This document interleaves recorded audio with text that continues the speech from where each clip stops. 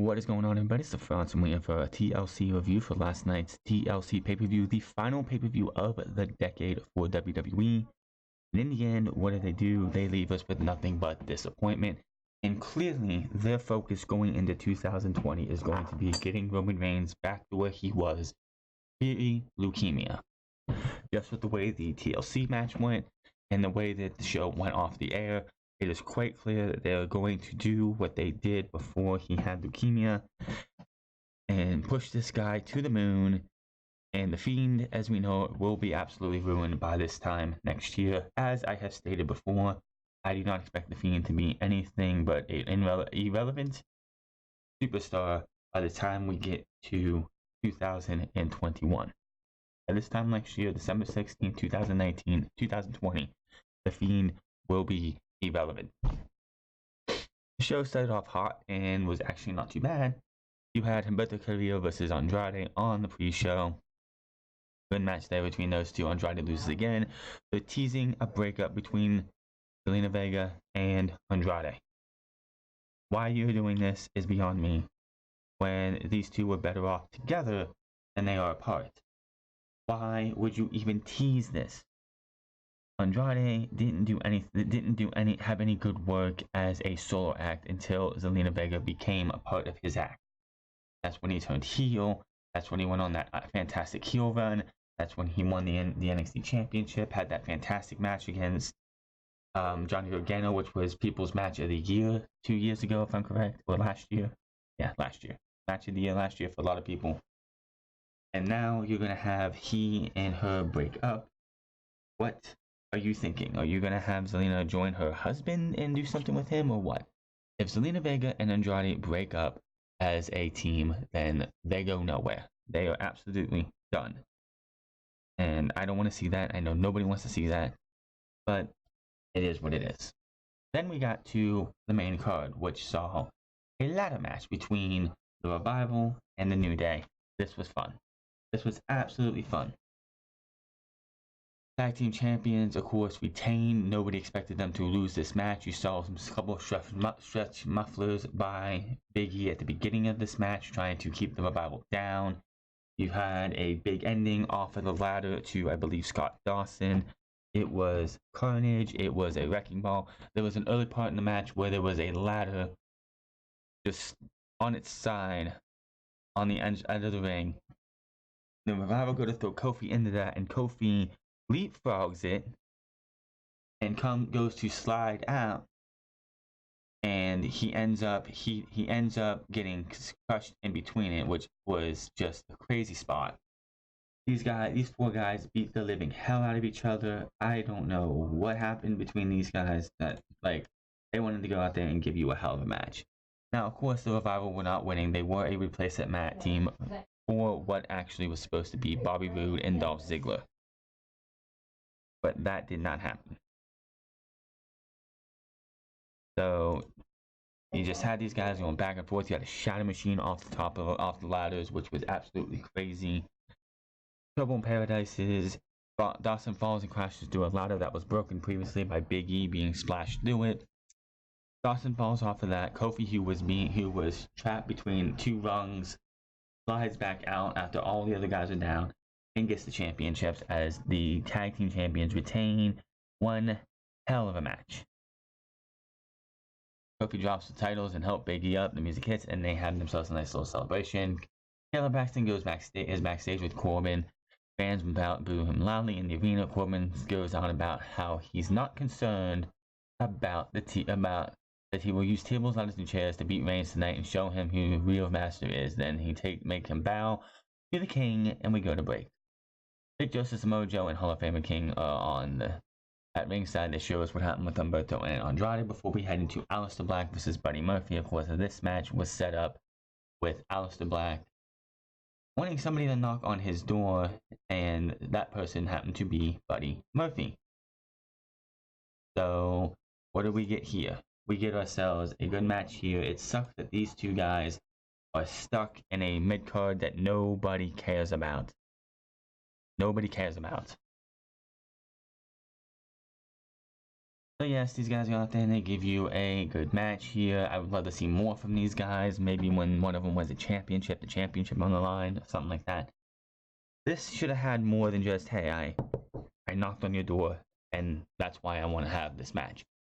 We need these guys to start having meaning behind these matches. Why did Buddy Murphy and Aleister Black go out here and give you a good few minutes in a match? Just because someone knocked on the door? No. In the end, Buddy Murphy ends up they're trading shots back and forth. Aleister Black goes for the and the Black Mass misses. They're trading back and forth still. Black Mass 1, 2, 3. Aleister Black is your winner. Rusev's backstage with Rusev. She asked about his reaction to Bobby Lashley saying he plans to propose to Lana. Rusev is glad because it means he won't have to pay her alimony when she remarries. Rusev is confident about tonight's tables match and is excited to be back, really back. He gets the crowd to do a Rusev Day chant and walks off. Open challenge for the Raw Tag Team Championships, the OCs versus the Viking Raiders. Who could really give a shit? But honestly, who could care? You have these two teams going out there, and I should really care about what's going on with these guys. This was sponsored by KFC, by the way. We see 4 lucky fans sitting at a ringside table with KFC on it for an upgrade fan experience during this match, which was sponsored by KFC. So basically, you already know that table is going to be involved somehow, whether it's during the match or after the match. And of course, the Viking Raiders win this match. Nothing special here. Referee calls for the match as a double countout. Oh, there was no win here, actually. There was a double countout. Everyone is still down on the outside. Anderson gets up first and stomps on both of the champions. Fans aren't happy with the finish. Of course not. Why would anyone be happy with a double countout, especially in a match where it was supposed to be open challenge? But they end up putting Anderson, I believe it was. They clear the table, most of it at least, and they drive Anderson to the table. The titles are the champs. They stand tall, and that was that. So, just another, nothing special here with a terrible booked ending just so they could use the table because they didn't want to do a DQ. They want to give you guys another match of this in about a couple weeks or so. So that's why they did what they did. But the WWE just, the show, like I said, the show started off hot. Not a problem with how they started the show off. It's all downhill from, I believe, after the Buddy Murphy and Aleister Black match. Everything just seems to go downhill. You had this double count out. And then you have Roman Reigns versus Baron Corbin. And the sad part is about Roman Reigns versus Baron Corbin. I was hoping, just like Rusev and Lashley, which hopefully will be the end last night. This was hopefully going to be the end of this. But no. So they're having this match. And the Revival, who just got done losing a ladder match earlier in the night, they decide to stick their nose into this, and we have a 4-on-1 beatdown. Okay, it was like a 1-on-12 because of all these security guards and stuff that Baron Corbin had. 12-on-1 beatdown. Roman ends up getting beat with an end of days onto a chair for the 1, 2, 3. So this match only goes to show that Roman Reigns has no friends. That was all this match was for, is that Roman Reigns, who's supposed to be, they've been telling you for weeks, is a locker room leader, has no friends. Has 0 friends, especially, even though at the end of the night you had a big brawl going on, you had Chad Gable out there, and you had other members of the SmackDown brand who are baby faces, and the only person that they had no friends. He has no friends, and it's just crazy that they decided that we're going to continue to do this. You had a real big out.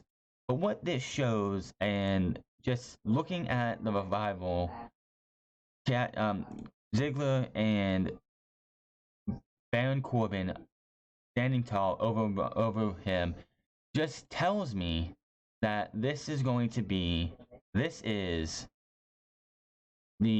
League of Nations 2.0.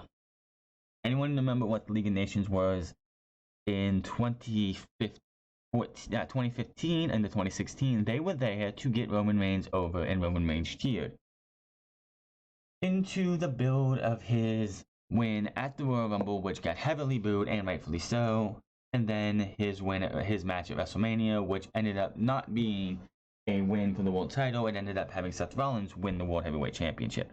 That is all this was. was building towards what is going to eventually be Roman Reigns versus The Fiend at WrestleMania. One spear, 1, 2, 3. Roman Reigns is going to be your next Universal Champion. And last night they showed that that is the direction going forward. That is the direction going forward. That it's going to be Roman Reigns. It's going to be The Fiend at WrestleMania. And there ain't a damn thing none of us can do about it. Now, like I said, we continue to go downhill to the Universal Champion, Bray Wyatt versus The Miz. This was a non-title match. Just to let you reiterate. So, Miz comes out, he's wearing his usual getup, and then you have the Firefly Funhouse music play. And then Bray Wyatt, not The Fiend, but Bray Wyatt comes out, he's waving to everybody. I'm looking forward to this. Hi guys, hi, welcome, I'm here, yay. And The Miz is booked. This guy invaded my home, had his Firefly Funhouse dolls invade my daughter's crib, and then left her with a figurine that had the Fiend's face painted on it. And you're going to just sit there while this guy is just happy and lucky and like just happy to be there, bubbly and everything. You're just going to stand there and wait for him to get into the ring before you do anything. They made The Miz look like a geek and like a dumbass. He goes in there, he beats the living piss out of Bray Wyatt, who laughs and cheers and is happy about all of this. Now, when The Miz is done with, like, Miz goes after him a good bit, but in the end, it's all for naught. This was a bad match. This match didn't last very long. It felt like it took forever for this match to end. Miz ends up eating a Sister Abigail on the floor from the barrier. Wyatt smiles. He heads into the ring. Ref counts. Miz yanks it back to the ring at 9. Wyatt hits another Sister Abby. 1, 2, 3, and Bray Wyatt wins. This was a boring, bad match. After the match, Wyatt's music hits and he sits up on his knees, smiling, doing his old pose with his arms spread out on his knees, and snatches his title from the referee. We see The Fiend appear on the screen, and Wyatt stares up to him and says, "I'll do it. All right, I'll do it." Goes under the ring and brings out the large mallet. And Michael Cole, even though at Hell in a Cell was the one on the call for that match, Bray Wyatt brings the Fiend's mallet up, and Michael Cole is like, "What in the world?" Like he's never seen this mallet before. Like he didn't see The Fiend take the same exact mallet and try to impale Seth Rollins 2 months ago with it. Wyatt gets up and slowly walks over to The Miz, and who is laid out. The lights start going down in The Fiend. Wyatt gets excited, saying, "He's here! He's here!" Wyatt, the lights don't go all the way down. He turns around, and there is a hooded man in the ring. Charges, running knee. So we get the running knee, and Michael Cole's like, "Could it be?" It's like Michael Cole sounded so dumb in this entire aftermatch segment. What in the world? Could it be? And it's like, is he really this stupid? Did they really have Michael Cole sound this fucking stupid? But the HUD comes back, and it's Daniel Bryan, clean, almost clean shaven.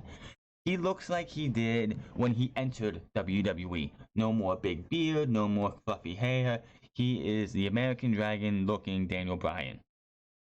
And they made The Miz look even worse because Daniel Bryan comes into this thing and just wastes the Bray Wyatt until he is done, and he goes to grab the mallet and hit Bray Wyatt, but the lights go down, lights come back on, and Daniel Bryan is the only one in the ring. Miz was gone, and The Fiend is gone, and Bray Wyatt's gone now too.